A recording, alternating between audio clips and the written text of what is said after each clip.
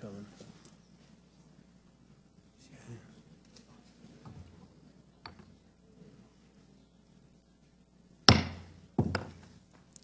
Good afternoon. We welcome our witnesses today, and with us we have as witnesses Anthony Babauta, the Assistant Secretary of Interior for Insular Affairs with the Department of Interior, the Honorable Mauricio Tamargo, the former Chairman of the Guam War Claims Review Commission, the Honorable Vicente Pangelinan, Senator of the 30th Guam Legislature, the Honorable Frank Blas, Jr., is also a Senator of the 30th Guam Legislature, and Mr. Tom Barcinas, a survivor of the World War II occupation of Guam. Appreciate you being with us here. This important matter, and as you know, my colleague, our friend, the gentlelady from Guam, Madeline Mardello, has worked tirelessly on this issue for many years, and she's such an outstanding legislator. We appreciate her keen interest and her recommendations in this regard. She's introduced legislation on the Guam war claims that's passed the House twice. It was also recently included in the House-passed National Defense Authorization Act for next year. Today, I hope you will address some of the objections and provide us with any other information that might be helpful for possible future considerations of the Guam war claims matter.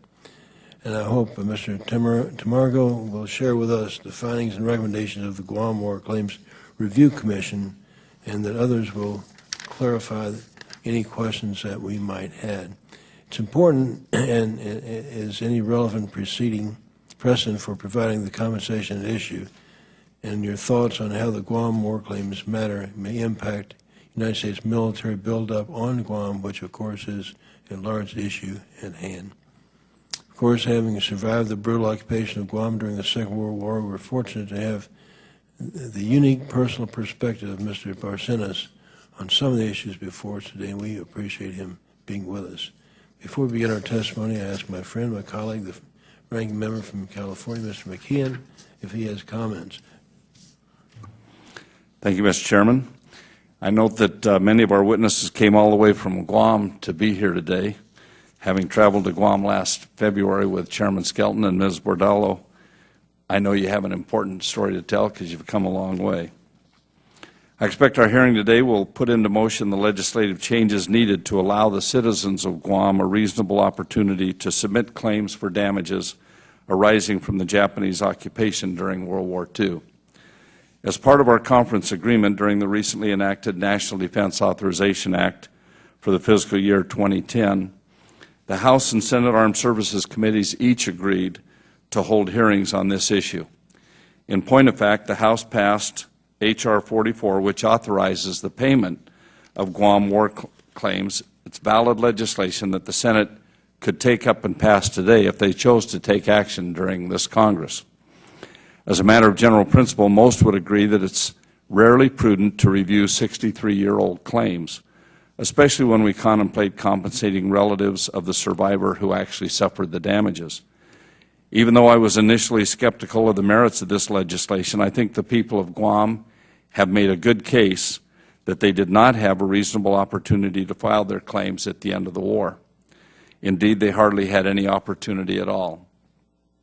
Congress recognized the suffering and patriotism of the people of Guam by enacting the Guam Meritorious Claims Act shortly after the end of the war in 1945, much earlier than subsequent war claim measures were enacted for the Philippines, Wake Island, the Aleutian Islands, and the Northern Marianas. Even though the island was ravaged by the war, had few roads and poor communications, Guam war claim regulations were established on May 1946, setting a claim deadline of December 1st, 1946. That's where things stand today. If a Guam citizen did not submit a claim by December 1st, 1946, 63 years ago today, the citizen missed out. There were no extensions. For these reasons, I voted for H.R. 44 and support its enactment into law. I don't think we can ever make anything fair and equal in this world, but we should give the courageous people of Guam a fair chance to make their claims. Other people on other islands occupied by the Japanese had sufficient time to document their damages under far more favorable conditions. The people of Guam deserve a second chance. You're represented by a great representative, Ms. Bordallo, who has done a great job of telling all of us your case, taking us to Guam, and I enjoy serving with her on the committee. Thank you, Mr. Chairman. Thank you, Mr. McKeon. Let me mention that the Speaker and the Governor of Guam were invited to be with us today, and although they can't attend, I understand that they will be submitting statements for the record. With that, we will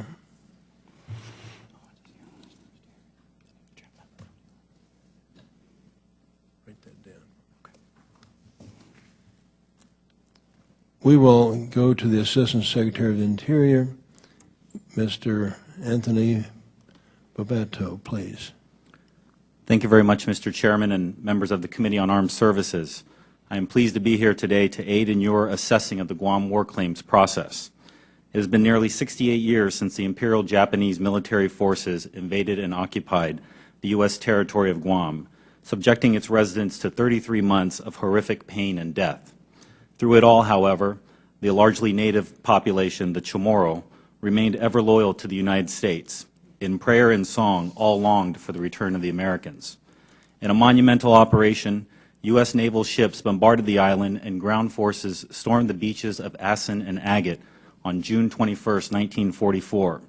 It took nearly 2 months to dislodge a well-hidden enemy, but Guam was finally secured on August 10, 1944. Though our forces had been tempered by fierce battle throughout the Pacific, what they found and learned of Guam's occupation was harrowing. Fellow Americans, innocent civilians, were subjected to summary executions, beheadings, rape, torture, beatings, forced labor, forced march, and internment. Approximately 1,000 people had died due to the brutality of occupation. Among current members of the American political family, no state, territory, or group of civilians suffered any similar fate during World War II as did the people of Guam. In November 1945, just after the surrender of Japan, the U.S. Congress passed the Guam Meritorious Claims Act of 1945. Other areas and people occupied by Imperial Japanese military forces were also granted relief by Congress at later dates. Guam, however, was not included in subsequent legislation under the mistaken belief that the Congress had already taken care of Guam. Over the years, it became evident that although Guamanians may have been first to receive relief, they may not have received treatment equivalent to that later given other Americans in Japanese-held areas. For nearly 30 years, beginning in the 1970s, members of Congress from Guam introduced legislation regarding Guam war claims. It was not until December 10, 2002 that the Guam War Claims Review Commission Act became Public Law 107-333. Under the Act, the Secretary of the Interior appointed the 5-member commission, all of whom had experience relevant to the task at hand. Mr. Mauricio Tamargo, who was and is Chairman of the Foreign Claims Settlement Commission, was selected to be Chairman of the Guam Commission. This fortuitous connection was of great benefit to the Guam Commission because Mr. Tamargo was able to contribute not only his own expertise, but that of members of his staff to the Guam War Claims Review effort. The primary task of the Guam Commission was to determine whether there was parity of war claims paid to the residents of Guam under the Guam Meritorious Claims Act as compared with the awards made to other similarly affected U.S. citizens or nationals in territory occupied by the Imperial Japanese military forces during World War II. The Guam Commission met on numerous occasions, held lengthy hearings both in Guam and in Washington, D.C., and exhaustively analyzed relevant information and materials before committing its collective judgment to paper in its 2004 report on the implementation of the Guam Meritorious Claims Act of 1945. The report is indeed comprehensive and carefully stated 32 findings and developed 6 recommendations for the Congress.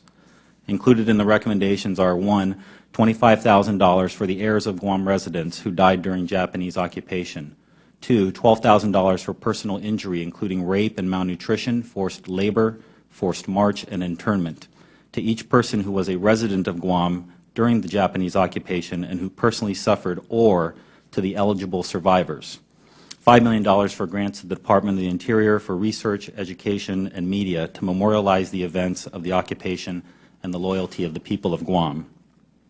Congresswoman Berdallo introduced legislation which drew from the report, and her legislation has passed the House of Representatives.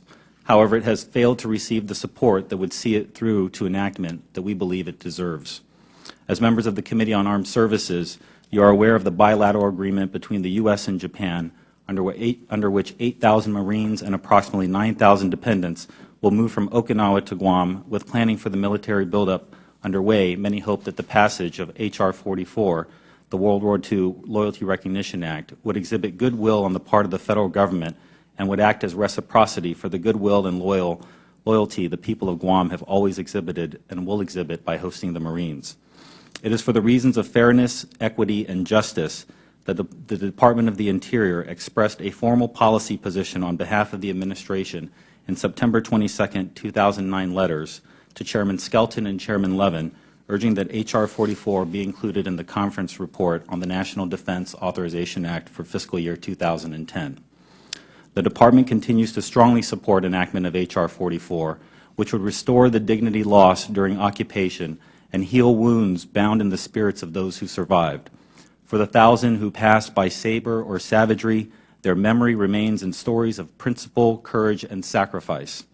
The island of Guam has undergone tremendous change since World War II, and it will continue as its strategic value is realized in the 21st century.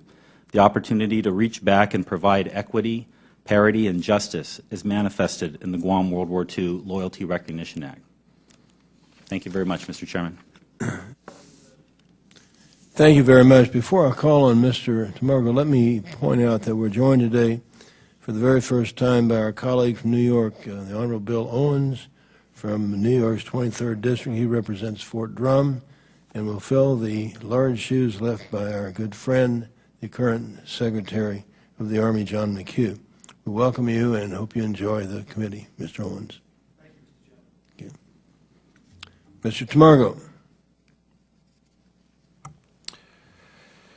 Chairman Skelton, members of the committee, thank you for the opportunity to appear before you today to speak about the work of the Guam War Claims Review Commission, which the Commission completed on June 9, 2004. I am Mauricio Tamargo, Chairman of the Foreign Claims Settlement Commission in the Department of Justice. I appear before you today as former Chairman of the Guam War Claims Review Commission, an advisory body established by the Secretary of Interior under the Guam War Claims Review Commission Act, Public Law 107-333, which was enacted in December 2002. I served in that capacity on a part-time basis from October 3, 2003 until the Review Commission went out of existence in June of 2004.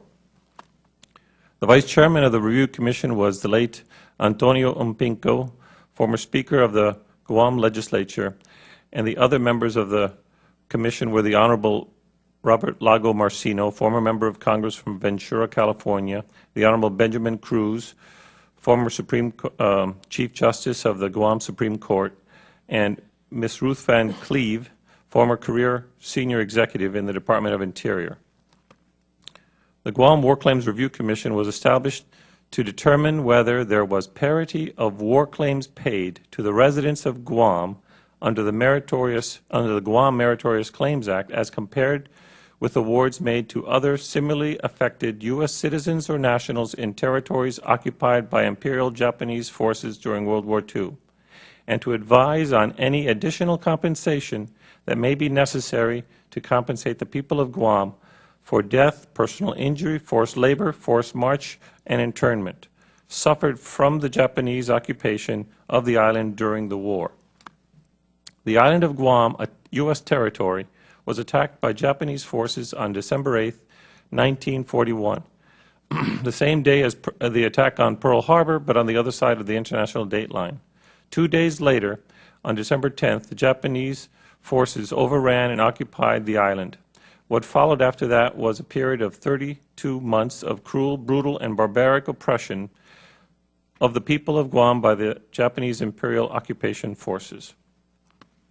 Great numbers of islanders were beaten, whipped, many of the women were raped, there were numerous beheadings.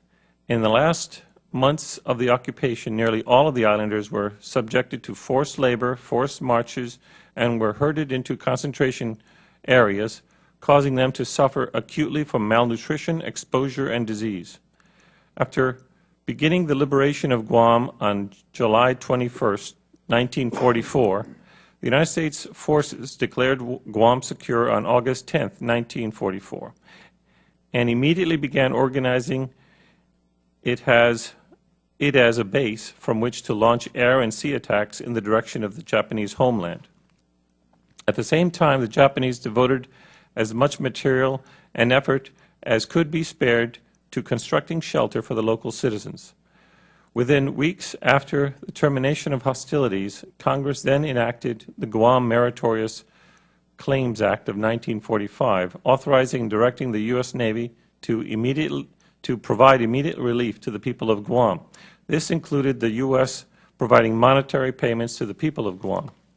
In undertaking its task, the Guam War Claims Review Commission conducted research on the administration of the Guam Meritorious Claims Act conducted by the U.S. Navy's Land and Claims Commission, and compared that statute and the claims program conducted pursuant to it with the following statutes and the claims programs conducted pursuant to them. Those other statutes were the Philippine Rehabilitation Act of 1946, the War Claims Act of 1948, including the 1952, 54, 56, and 62 Wake Island amendments to the Act, as well as the Title II amendment to the Act added in 62, as well as Micronesian Claims Act of 1971 and the Aleutians and Pribilof Islands Restitution Act of 1988. We also conducted hearings on Guam at which we heard moving testimony from survivors of this terrible period in history. We then held a legal experts conference in Washington, D.C., at which relevant legal issues were discussed. Finally, we submitted a report to the Secretary of Interior and to specific congressional committees summarizing our work. The Review Commission's findings and recommendations are set forth in chapters 6 and 7 of the Review Commission's final report. I stand by those findings and recommendations and continue to believe strongly that they should be implemented. I would also like to say that those of us who came to the Review Commission from the Foreign Claims Settlement Commission were pleased to have had the opportunity to use our familiarity and expertise regarding war claims issues to assist in the implementation of this important work. As former chairman of the Guam War Claims Review Commission, I wish to also say that I strongly support H.R. 44, the Guam World War II Loyalty Recognition Act, and it seeks and comes close to implementing the recommendations of the Review Commission's report. Mr. Chairman, this concludes my statement. I will be happy to respond to any questions that you or your other members of the committee may have. Thank you. Thank the gentleman. Mr. Pangelinan, please. The Honorable Mr. Pangelinan, Senator. Mananasidus, Honorable Chairman Ike Skelton, and esteemed members of the Armed Services Committee. I am Vicente Cabrera Pangelinan, a senator of Minatrenta na Legislature Guahan. I testify before you on behalf of those voices silenced by fear, incapacitation, or death. Today we come before you, our liberators, from a war not of our own making and not waged to suit our needs, thankful and grateful. We are here to seek justice and not merely in pursuit of recognition. Despite all the rejections of the past 60 years, we, as we did in war, we will do in peace. We will not beg. We stand tall and tell you we earned the justice we seek. We still have faith that America is the one place on earth where justice will prevail. We look to this committee and this Congress to prove our faith and is not in vain. I pray that we will finally see action because we've had our fill of we hear you, we understand your pain, we sympathize with how you were treated. And I'm not referring to the Japanese treatment of the Chamorros during the occupation of Guahan. I'm here today traveling over 7,938 miles, coming crossing half the world's time zones, coming from tomorrow to be here today on behalf of the people of Guam. I'm here to plead for not just mere recognition of their sacrifices, but seeking justice for how they were treated, not just by the enemy occupiers during the war, but the liberators after the war. The people of Guam deserve more than perfunctory recognition. The Chamorros of Guam deserve action, action that our people will never forget. Time cannot heal old wounds, and the federal government knows this all too well in the Pacific area.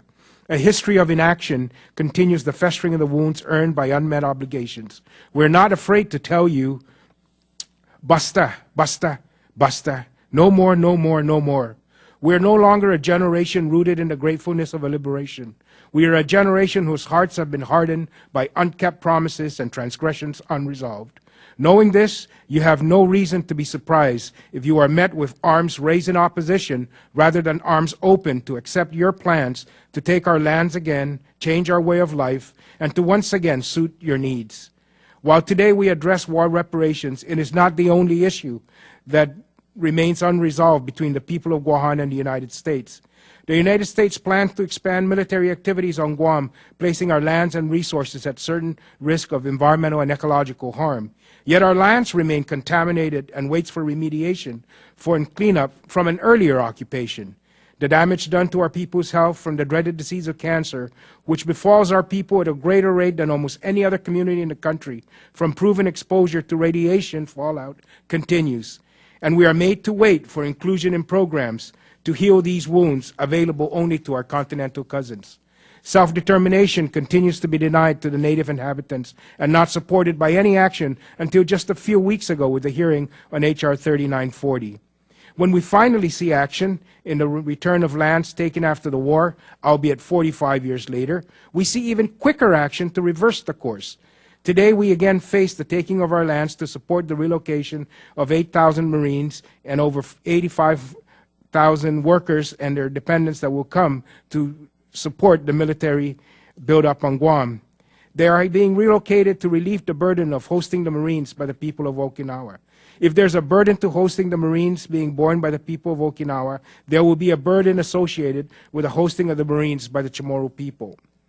I ask that you listen to a generation savoring freedom after 3 years of brutal occupation, the gratefulness for liberation they generously showered upon America. Hear it, understand it, sympathize with it, but do not think for a moment of taking advantage of it again, and do not accept it by its continued inaction. I recognize your responsibility and heavy obligation to act on evidence that there were disparities in the treatment of people of Guam in war claims compensation compared to other compensation programs. Do not focus on the claims that were filed and the payments made. Listen to the stories, see and hear of the claims not filed and paperwork not submitted, as Chamorros told each other the value placed upon their lives, their homes, and the suffering, and of the dollars claimed and the pennies paid, and the decision that it was not worth it. The issue of whether the people of Guam were treated fairly by those who had authority over the process of claiming and paying for taking advantage of their lands, the damages inflicted upon their lives, and the destruction of their belongings has been studied literally to death. Many of those harmed have succumbed to the injuries after the war, and some just were not able to outrun Father Time. From there, first there was the Hopkins Commission in 1947, and now the War Claims Commission. Both these reports issued by commissions concluded something more needs to be done to make things right for the people of Guam, to give them justice and peace in the remaining years of their lives.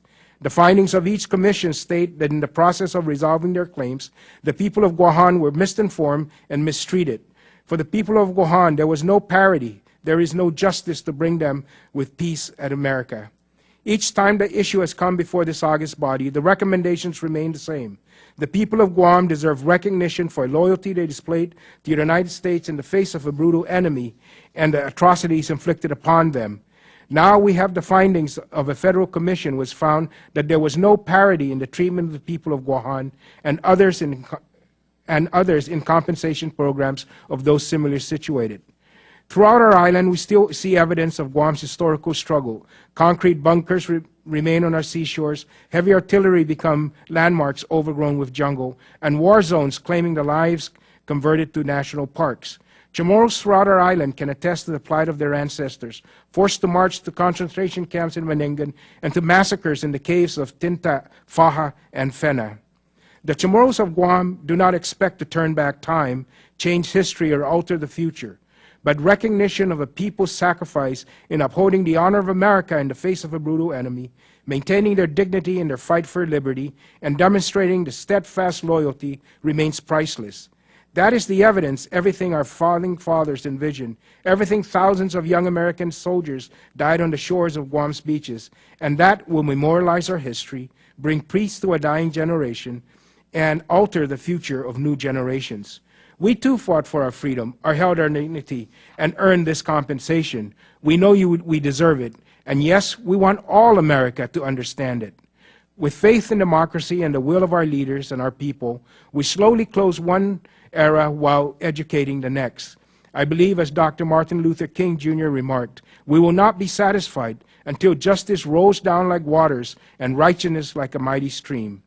The book of history is never complete. The writing continues, the judgment will come, and while it may never be too late to make a difference, I ask that you correct this injustice today. Not a single generation should again pass without sharing in the justice deserved.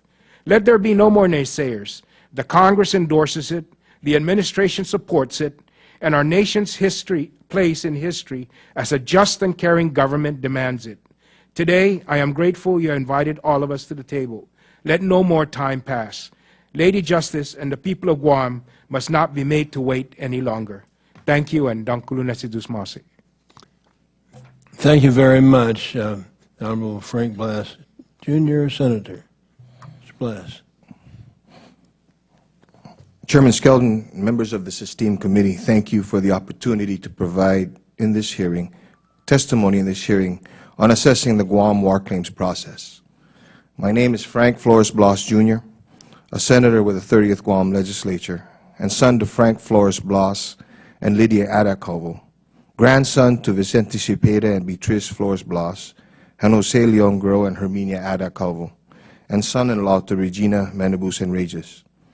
I mention my relations because they were survivors of the horrors and atrocities of the Japanese occupation of Guam during World War II. I mention them because for them, along with the thousands of Chamorros who suffered as well or died during the occupation, I come before you to ask for closure to their 65-year-old struggle for recognition of their loyalty to the United States in the face of a brutal enemy force. While preparing this testimony, I thought it best to speak to survivors to get their advice on what to say. When I told them that the hearing was on assessing the war claims process, all of them started with a two-word question: what process? Many had informed me that immediately after the war, they had heard that the United States government wanted details of how they were treated and of the savagery they witnessed. Some were told that because of what happened to them, they would be compensated, but more importantly, that their struggles would not be forgotten. Still, there were others who did not know at the time that their nation's government wanted to know of their sufferings, because either the information never got to them, or they were too busy trying to rebuild their lives. Nevertheless, every survivor that I spoke to expressed that despite what they were told, or what they heard being told, nothing ever happened. In December of 2003, almost 6 years to this date, a few of the survivors who were still alive at the time gave testimony to the Guam War Claims Commission. Survivors like my mother-in-law, Regina Manibus and Regis, Mr. Edward Leon Guerrero Ugan, Mr. Jose Ofaisen Pinola, Mr. Juan Martinez Pinco, and Mrs. Rosa Roberta Carter gave their personal accounts of the beatings and humiliations they endured, the slavery they were subjected to, and the beheadings they were forced to witness. They told of the nightmares that they still have, about how their childhood was taken away, and about how they did not know how to play with their grandchildren today because they were stripped of the opportunity to grasp that concept in order to survive. Today, Mr. Chairman, if you were to ask these same people to come before this committee to provide their testimony again, many of them will not be able to make it because they have since passed on. One such survivor is Mr. Edward Leon Guerrero Ugan. In 2003, he ended his testimony by saying, quote, "I am 77 years old. If you ask me again in another 10 years, I may not be here to testify." Mr. Ugan passed away on September 28, 2007. Mr. Chairman, as I had been told to ask at this hearing. What war claims process does Congress want to assess? My people have told their stories time and time again. Our delegates to Congress, starting with the late Antonio B. Wampat, then retired Brigadier General Ben G. Blas, Dr. Robert A. Underwood, and now the Honorable Madeline Z. Bordallo, have all made Guam's war claims a priority during their tenures. For 65 years, my people have been waiting. When will it end? There is a demoralizing sentiment that is growing amongst the survivors. This sentiment is that the United States government is waiting for all of the war survivors to pass on so that this issue will not have to be dealt with. Although my upbringing has taught me to apologize for this statement, I choose not to and challenge our nation's leaders to prove that opinion wrong. I thank you for keeping your commitment, Mr. Chairman, to hold this hearing in order to move this issue along. I can tell you with confidence that if given the opportunity, the physical stamina, and the financial resources to do so, many of the survivors will come before this committee or any other panel one more time in the hopes that this time they will have closure to their struggle. But because many of the people whom I speak of could not be present today or will not be able to make the long trip it takes to get from Guam to here, I humbly and very respectfully request that you have continued hearings on Guam or require that any future process for the war claims be held on Guam as well. Attached to my testimony today are newspaper articles of the individual accounts of 4 of Guam's war survivors. As you read through their stories, I also ask that you look at their faces. It is said that a picture is worth 1,000 words. I will tell you that at the time their photos were being taken, they were not asked to pose or provide a specific expression. They were only told to be comfortable. Comfortable. Mr. Chairman, as I'm providing this testimony to you, forces beyond the control of my island's people are mobilizing the largest and most expensive peacetime military buildup on Guam. And I can confidently say that if you ask any Guam resident if they knew the 2 countries who partnered in this activity, they will all say the United States and Japan.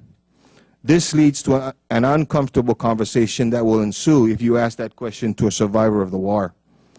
When word of the inclusion of Guam's war claims bill into the Defense Authorization Act was received on Guam, many of our survivors were cautiously optimistic. Their unenthused reaction bewildered me at first. I was perplexed as to why there was no excitement with the prospect that their 65-year wait will end. Even the efforts to drum up support through petition drives and letter-writing campaigns received lackluster responses. Then one tired and dejected war survivor told me something that made sense of the reactions I was observing. He told me, quote, "The United States and Japan don't give a damn about the Chamorro people. Putting the war claims into a bill that will help the military build their bases on Guam to help Japan out just puts dunny, or in my language, pepper, into the wound. With war claims, I'll believe it when I see it." Unquote. When news that the war claims provision was stricken from the final version of the bill, obviously there was disappointment. Unfortunately, there was also a recurred feeling of dejection and the emergence of a sentiment uncommon amongst survivors, resentment. As one survivor has directed me to ask, "You want me to be comfortable with the building of military bases on my island with Japan when you haven't even recognized what Japan did to us during the war?" This survivor further requested that I say, "Enough talk and enough planning. Deal with our war claims before you start to build your bases." Comfort. This word best describes what I'm asking for the people of Guam.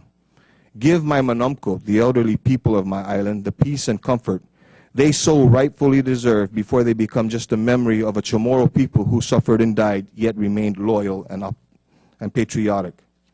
Give my Manumko the comfort of knowing that even after all these years, their suffering has not gone unnoticed. Thank you for giving me this opportunity to speak for those who cannot be here and for those who can never speak again. Thank the gentleman, Mr. Barcinas. Good morning, Janafadai.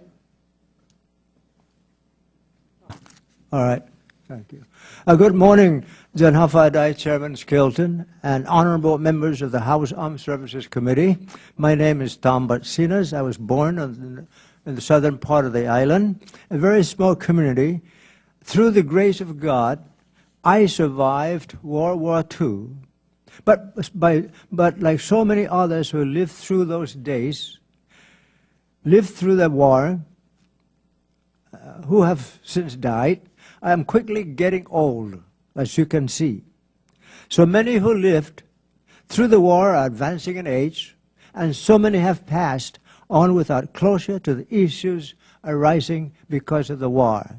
Mr. Chairman, in 1946, there were approximately 20,000 survivors enumerated by the U.S. naval personnel who were part of the liberating forces. Today, it is estimated that fewer than 9,000 are still living. In the month of November, just last month, 12 more individuals living prior to July 21st, 1944, died. Because of advancing age, more are passing away at alarmingly quicker rates. Just yesterday, I left a warm tropical island, traveled for 22 hours to be here on this cold climate. I will always remember this December as I made the hard call to appear before you, hopeful that the members of Congress will find it in their hearts and conscience to bring closure to the people of Guam, who 65 years ago proved beyond any doubt that they are loyal Americans. I am very honored to be here in our nation's great capital, the fulcrum of mankind's dedication to peace, justice, and fairness of all people. I have been looking forward to this very memorable experience since the day I received your invitation to appear before this very important committee. I am even more eager to bring back to my fellow survivors good news of hope that this closure they have waited for 65 years may soon be a reality. Very vividly, like those who testified before the War Claims Review Commission nearly 6 years ago to this day, I remember the occupation of my homeland. Memories such as those never leave you, no matter how old you get, and no matter how hard you try to forget. Those survivors spoke eloquently about their experiences, bravely making their pain as they recall the fear of torture, death, which filled every waking moment during those dark days. Some relived the horrors of public beheadings. Some recall the massacres of Tinta, Faja, and Saguyan. Massacres. Mass massacres at that, where they witnessed the ruthless slaughter of innocent neighbors, brothers, and sisters. The records are full of vivid and graphic details of the atrocities endured by the Chamorro people over 30 months of occupation from December 8, 41 to July 1944. I do not have to relate them to you as they are always available for your review. What is also available for your review, hopefully, so that you will never forget, are the records of the United States indemnifying Japan from any responsibility or obligation to make right the lives of the Chamorro people for the atrocities they endured at the hands of the Japanese soldiers frenzied by thoughts of their impending doom. With the stroke of a pen, America told Japan, "Don't worry about what happened on Guam. No one will ever hold Japan responsible." However, in contrast, America did assume full responsibility for the making right the lives of the Alaskan Aleuts evacuated from their island homes in anticipation of invasion by the Japanese forces. Why did it have to be different for the Chamorro people, who were abandoned on their island while American military personnel and dependents were evacuated because invasion and occupation by Japanese forces was imminent?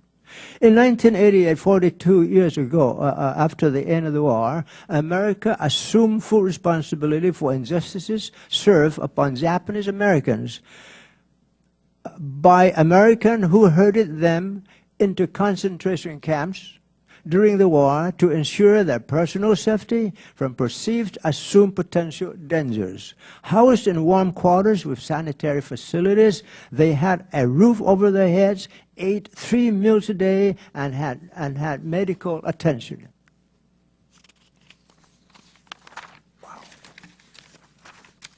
8,000 miles to the west, we lived on the banks of Illick River, slept on dirt floors, and because it was the rainy season, many days in unyielding mud.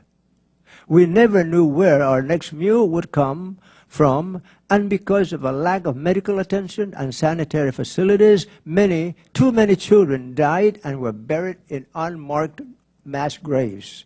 It was righteous of America to assume responsibility for bringing closure to the Alaskan Aleuts and Japanese Americans.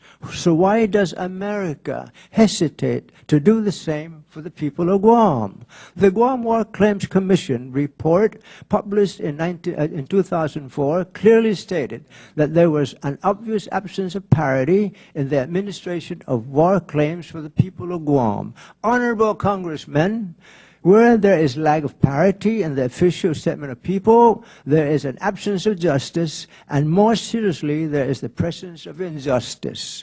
The Chamorro people have always demonstrated their faith in American democracy and loyalty and patriotism to the U.S. Our sons and daughters have the highest per capita percentage of enlistment in the U.S. military service. On a per capita basis, more of our sons have made the ultimate sacrifice in the Vietnam conflict and the continuing war in the Middle East. We have never wavered in our sense of loyalty and allegiance to our great nation. That faith, loyalty, and patriotism will soon be tested again. Despite recent indicators of growing discontent and questions relating to the truthfulness and accuracy of pronouncements by the Department of Defense, current surveys indicate that our people continue to support the promised military buildup and relocation of the 3rd Marine Expeditionary Forces from Okinawa, Japan, to Guam. There is no doubt that the buildup will impact the very lives of our people and will substantially change our social, cultural traditions, our environment, and our political, economic way of life. We know that our lifestyles, customs, traditions, and our language, as we know it today, will change, but we are willing to accept it because we love our nation. And we love and cherish the freedom its flag guarantees and the prosperity it promises.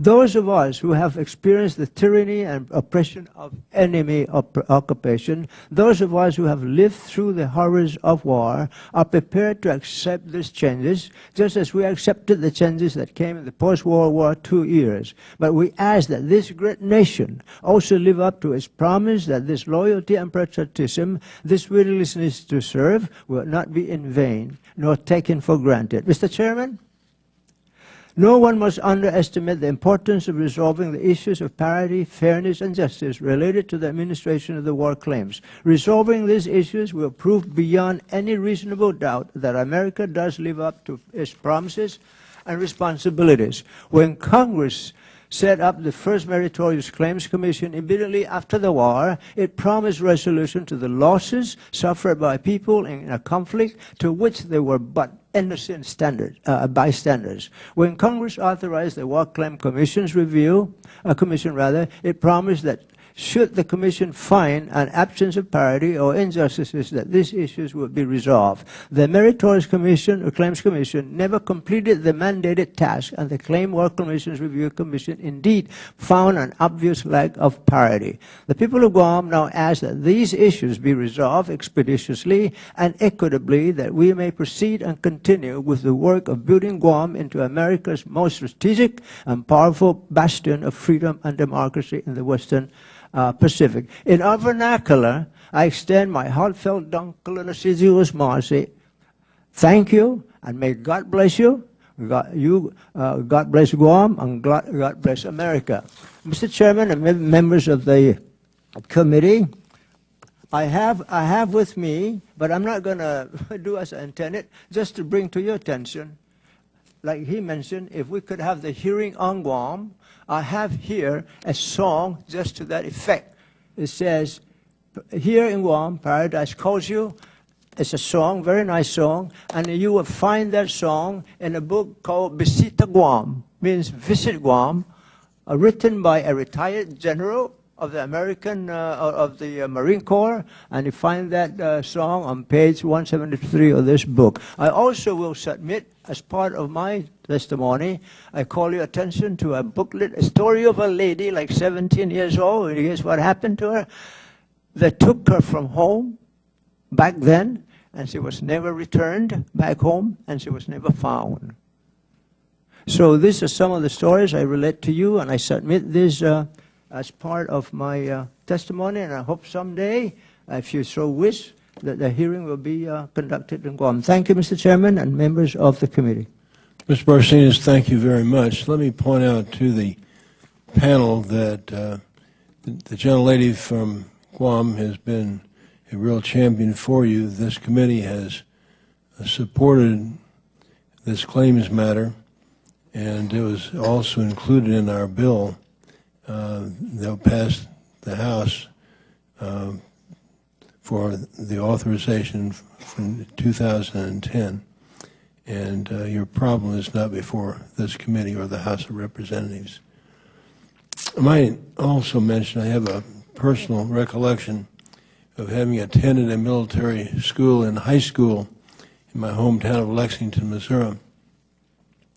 And a fellow high school student a year ahead of me was on Guam during the Japanese occupation, and he was quite talented and a musician and had to play the piano for the Japanese on occasion. And I think later on he became a well-known band leader in both Guam and on the West Coast here in America. We thank you very much for your testimony. Mr. McKeon. Thank you, Mr. Chairman. I have just a couple of questions. Do any of the witnesses have an estimate of the number of claims? This is something that came up in our discussion, and it would have helped if I'd had some of these answers. I hope that you might be able to help me. The number of claims that would be submitted if the legislation were adopted, and if so, do you know how many of those would be survivors of the occupation and how many descendants of survivors?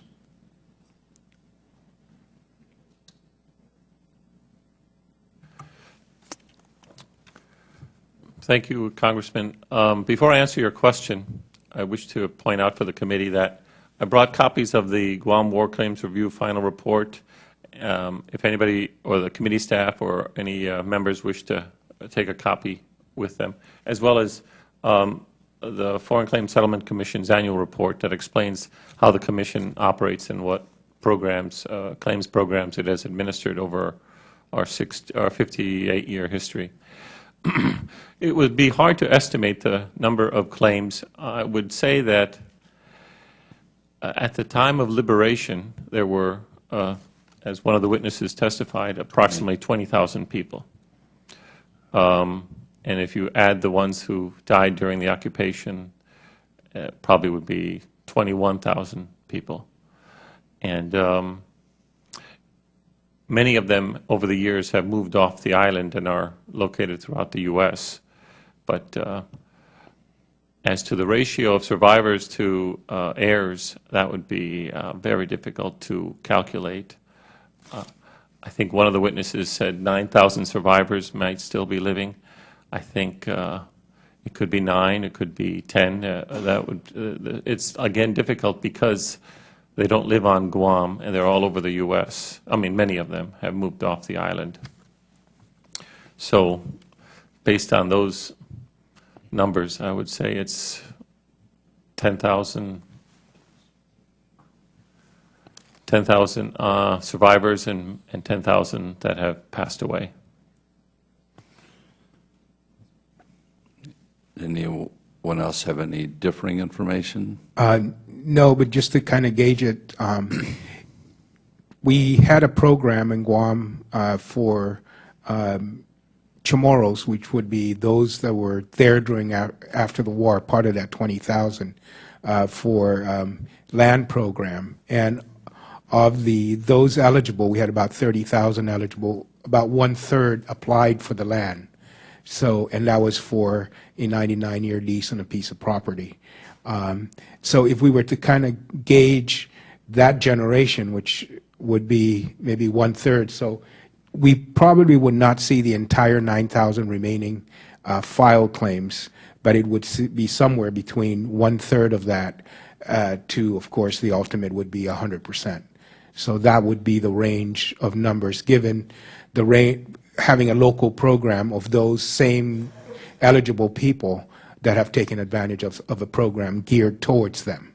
So Those would all be, both of those would be direct survivors. that's correct. But the legislation also goes to descendants. Do you have any kind of guess on that? No, I would not.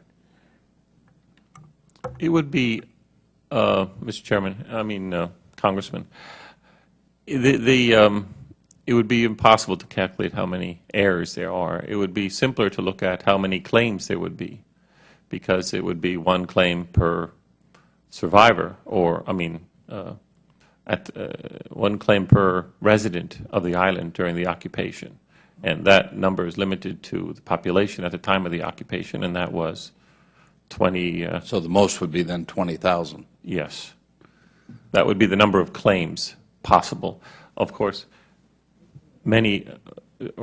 it's not guaranteed that all would pursue their claims. Many may not pursue their claims, and that would be up to hard to estimate.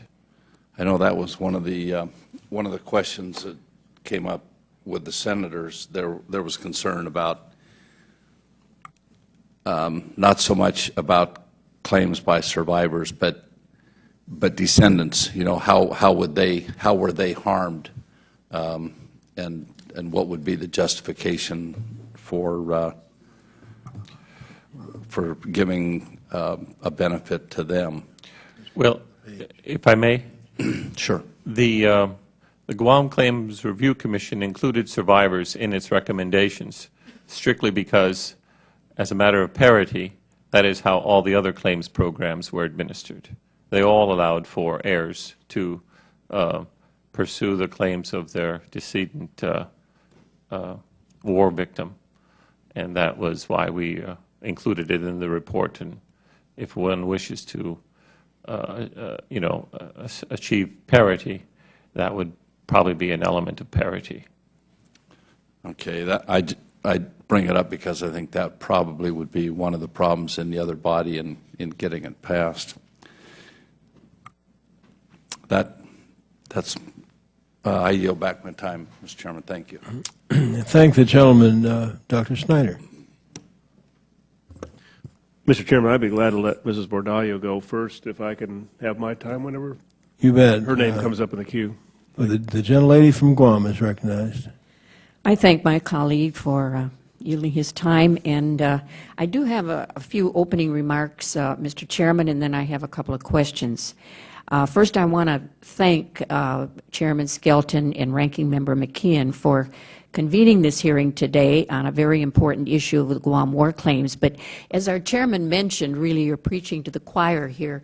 This body of Congress has passed this legislation twice, and also when it was included in the Defense Authorization Act of 2010. So we're the good guys.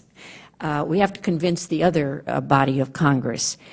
And I want to thank both Chairman Skelton and Ranking Member McKeon. You have been steadfast supporters of this issue, and I appreciate all your hard work during conference this year trying to protect the provision. And I also welcome our panel of witnesses. We're very proud of our new Assistant Secretary Babauta, a son of Guam, Mr. Tamargo, who's been very, very supportive, a former chairman of the Guam War Claims Review Commission, and of course he's got a lot of the information that I think the Senate has, during conference, some of the questions that they asked. I'm sure that your expert testimony will help us today. And I also want to thank our senators who've traveled many thousands of miles, Senators Ben Pangelinan, Frank Blas, Jr. from the 30th Guam Legislature, and finally, our survivor. Thank you very much, Mr. Tom Barcinas, for giving us a very insightful comments today at the hearing. The issue of the Guam war claims is a very sensitive issue for my constituents, and it is an issue that must be legislatively resolved by the Congress. The need for this Congress to take action to resolve the matter of Guam war claims heightens by the day. Continued popular support for the military buildup on Guam is tied to a certain extent to finally solving this long-standing issue for many of us on Guam. People wonder how we can spend over $14 billion in military construction, but their suffering and patriotism during the Imperial Japanese occupation of Guam has yet to be fully recognized and redressed. My colleagues on this panel know about the importance of the Guam war claims. The issue of the Guam war claims takes the form of legislation, H.R. 44, which carries broad bipartisan support in the House of Representatives, as I mentioned earlier. The House has now passed the bill on 3 separate occasions, twice as a bill and during the defense authorization. But securing the favorable concurrence of the other body remains the challenge before us today.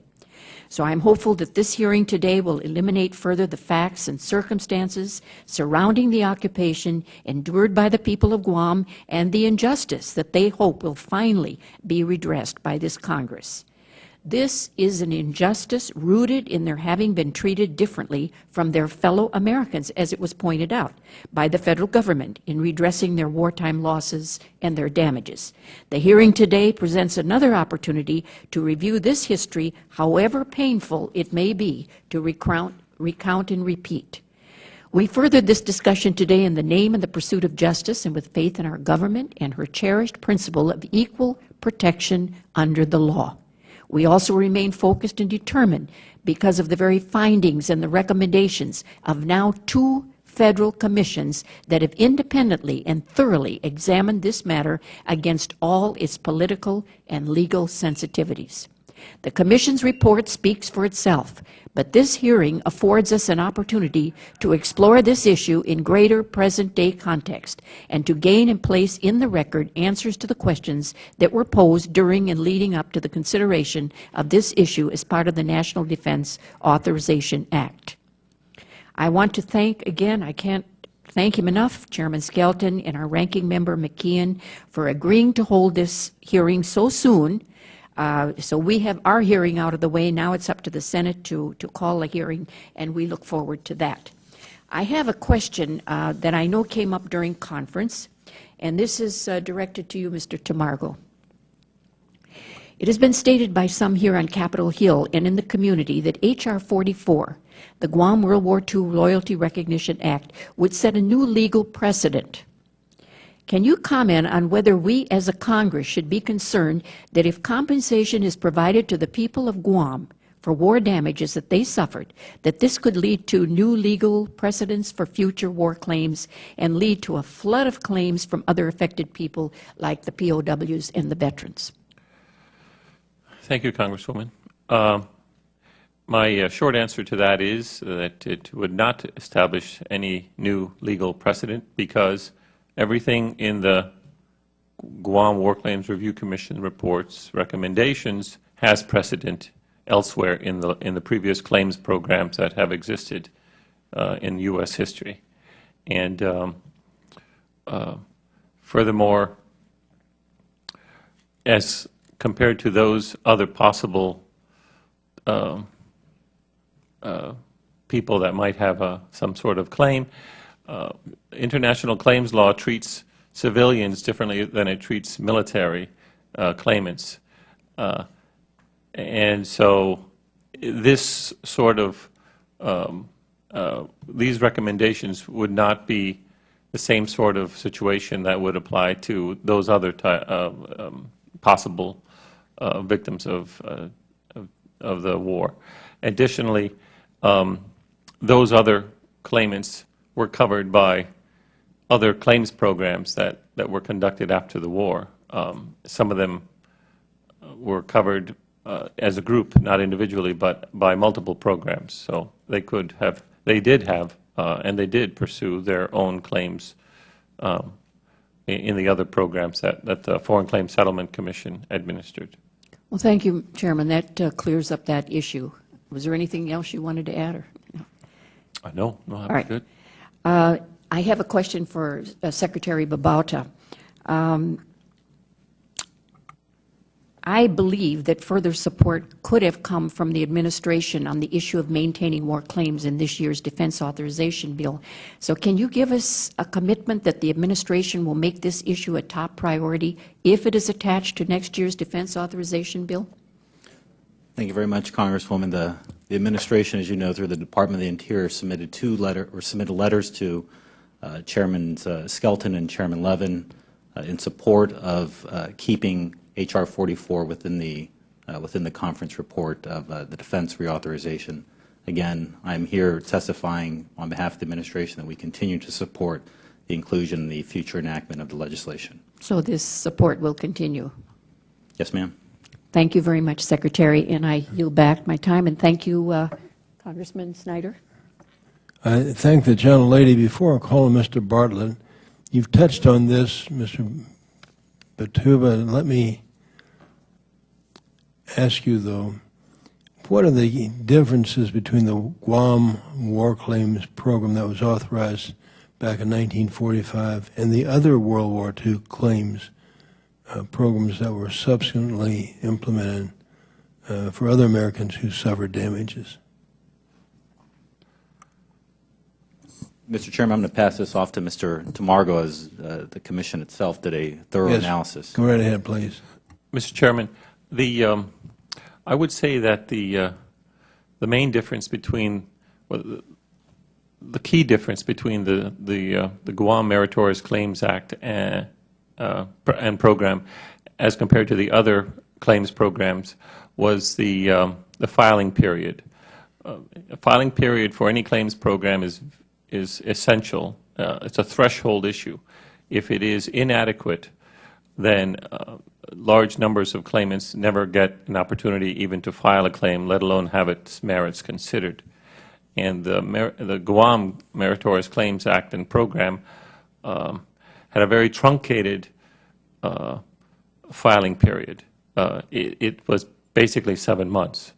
And in today's age of communication and advertisements and telecommunications, claims programs typically even now have a year. Back then, during the war and the communications problem that were existing, one would probably expect not even a year. You would probably expect to have a 2-year filing period for a sufficient number of the population to have a proper opportunity to file a claim. In the case of the Philippines, they had 2 years. In the War Claims Act, they had 2 years. And many of the other claims programs we compared this to had at least a year. So that was the main flaw. Besides that, there were also lower cash limits for personal injury and death than the other claims programs had. And they also needed congressional appropriations individually for all death and personal injury claims. And that doesn't normally happen with the other claims programs. So those were the main flaws and the main inequities between the Guam program and the other claims programs, but the filing period being the main one. Thank the gentleman. Mr. Bartlett. Thank you very much. Thank you for your explanation of why we need to be here today. I've been to Guam several times. I have seen the beautiful Chamorro children perform. By the way, they have the most beautiful skin, the most beautiful complexion that I've seen anywhere in the world. I've read Ben Blas's book, and I'm embarrassed that we have to be here today talking about this. We should have resolved this thing a long time ago. I don't have any questions. You know, I'm enormously supportive of this, and again, I'm embarrassed that we have to be here today talking about this. It should have been resolved a long time ago. Let's make it go away now. Thanks. Thank you, Dr. Snyder. Thank you, Mr. Chairman. Mr. Chairman, I don't want you to think I was being magnanimous when I offered Madeline the time ahead of me because she's so nice to work with. She generally gets her way around here anyway. I thought I might as well let her have the time. Mr.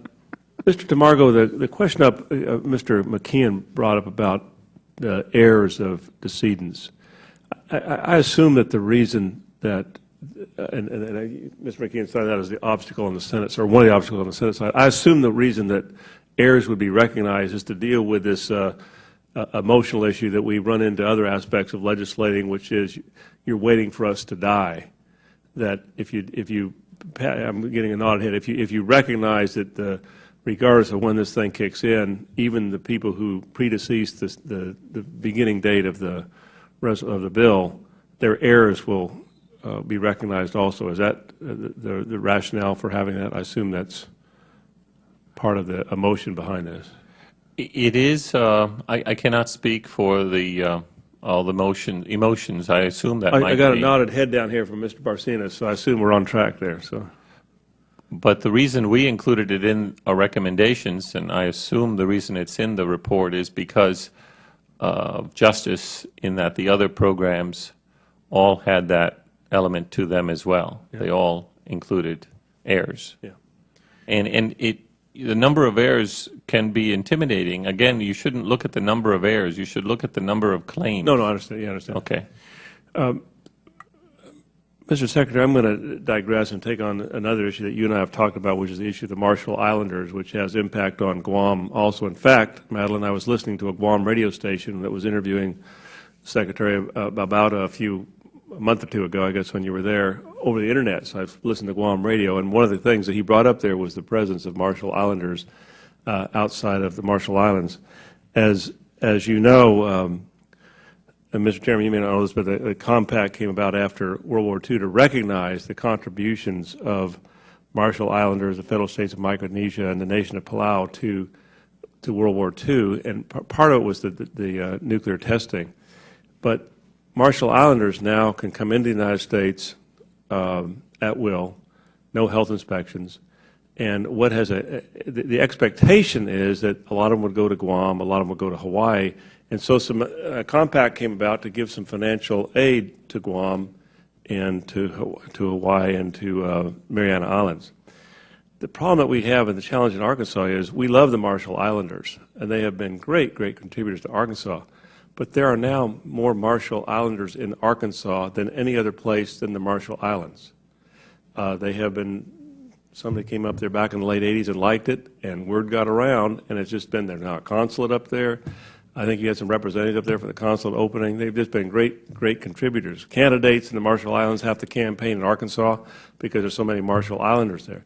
Here's the challenge, and we want them to continue to come and to be free to come, but the resources for public health are lacking in Arkansas. And as you may know, Marshall Islanders have high rates of tuberculosis.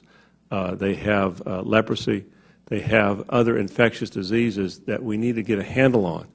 And they don't qualify for a lot of the federal programs. So I have two questions for you, Mr. Secretary. Number one, and Guam has this experience also. I see some nodding heads here from our legislature.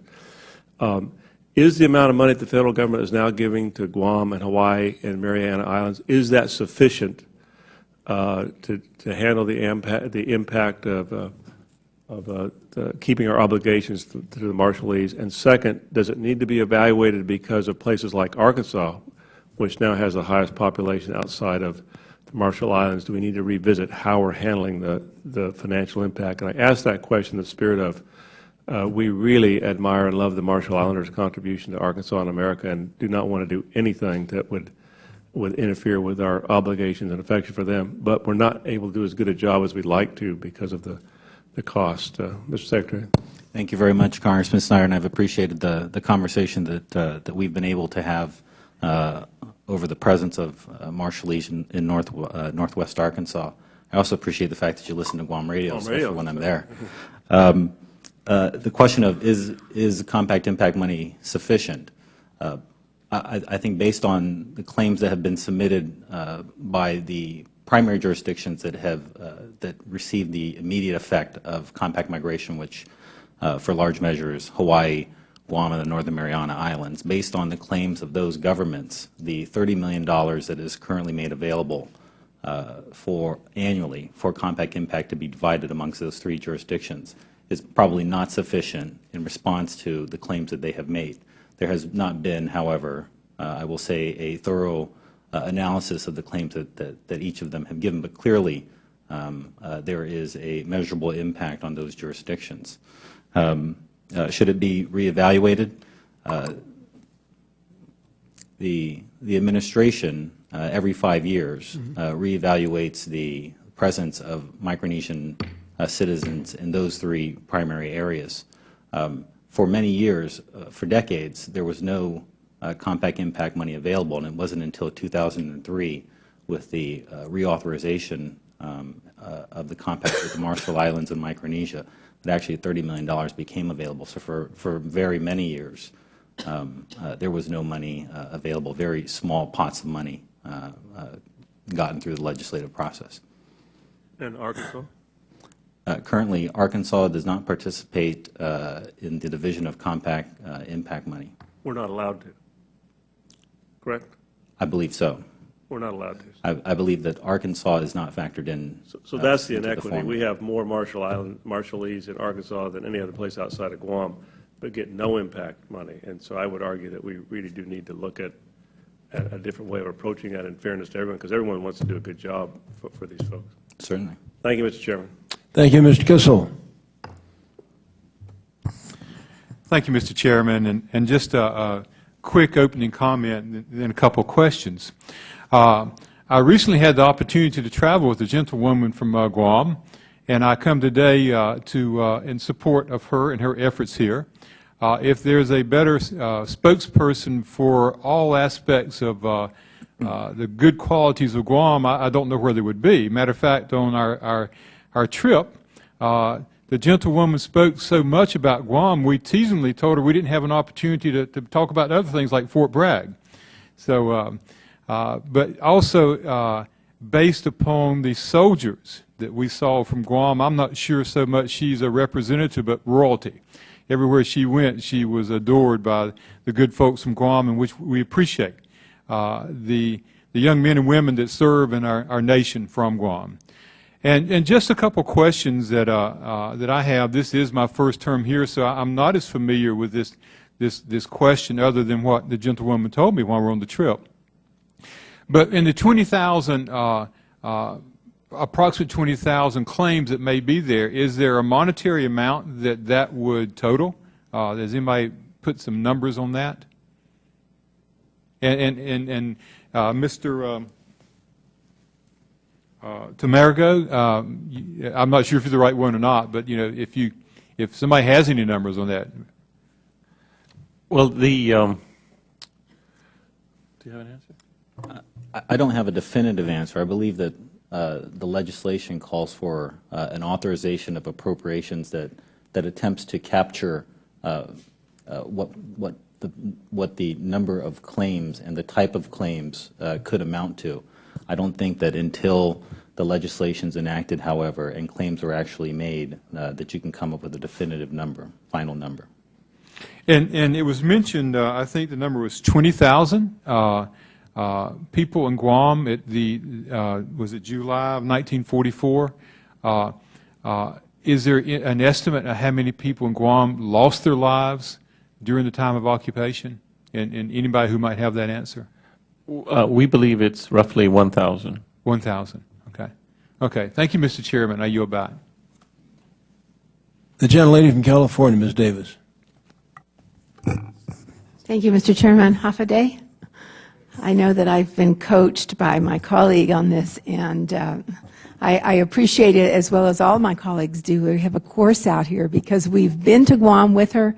We've seen the exceptional way that she has represented and is so much a part, and you know, it really means a lot to see the response that she receives, and we just know she's doing a wonderful job, and I just wanted to be here to also support her.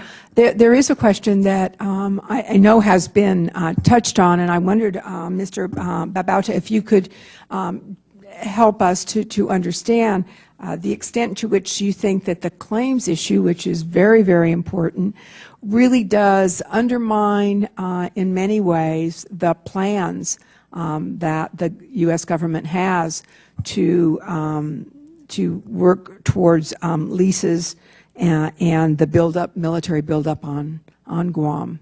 How involved is this?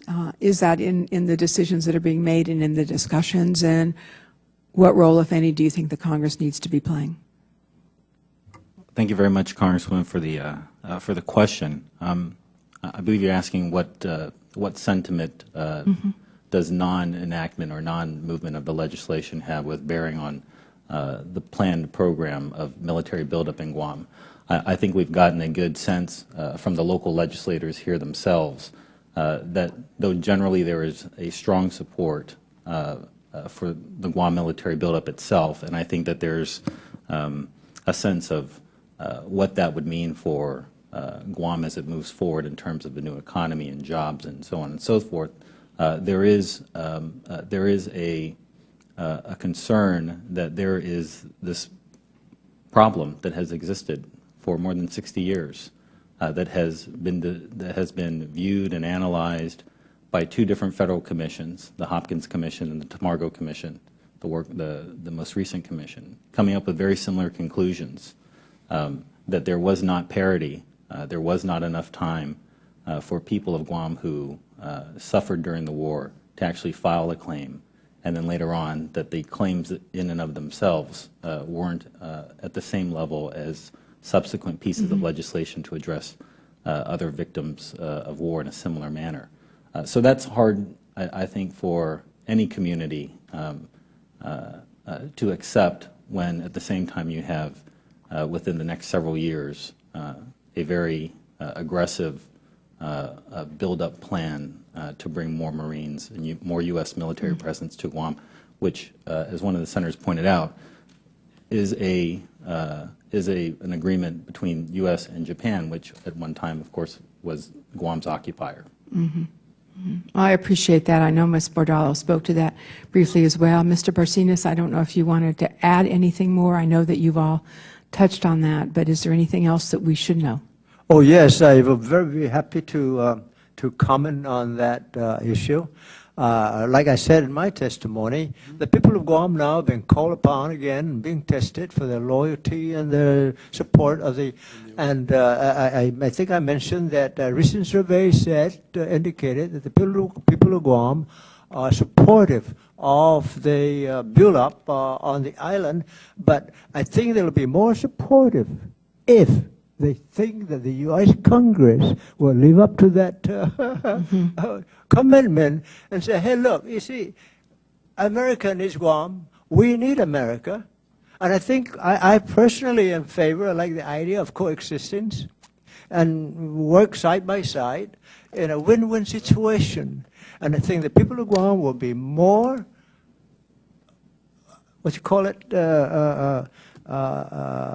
ready to accommodate whatever U.S. just give us that indication that yes, we're together, and just give us that a measly $127 million. I think that's what we're asking. Hopefully, it could be more, not less. Thank you. Thank you very much. I have 30 Thank you seconds. for that I can yield question. to my colleague, Ms. Bordallo, if she wants to. Not enough. I think you'll be next. Yes. Thank you. Thank the gentlelady. Gentlelady from Guam has a comment or question. I just have a couple of questions I think we should clear up, Mr. Chairman. It would be good for when we're working on this in the future. The two senators, if you would give me your answers to this.